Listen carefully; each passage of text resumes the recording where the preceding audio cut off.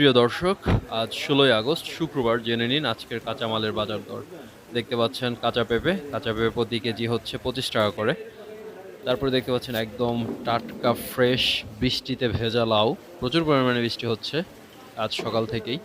তো তার মধ্যে চাষারা এই ভিজে ভিজে লাউ কেটে নিয়ে আসছে আড়তে। দেখতে পাচ্ছেন প্রচুর পরিমাণে লাউ নিয়ে আসছে আড়তে। আজকে প্রতি পিস বিক্রি হয়েছে 50 টাকা করে। লাউর দাম অনেক বেশি।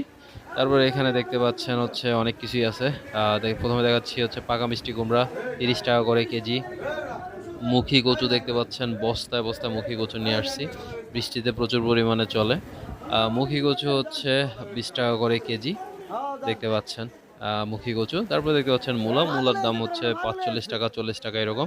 কাঁকরোলের দাম হচ্ছে 60 টাকা করে কেজি। কাঁকরোল আমরা এগুলো নিয়ে আসি, এগুলো মোকামের মাল।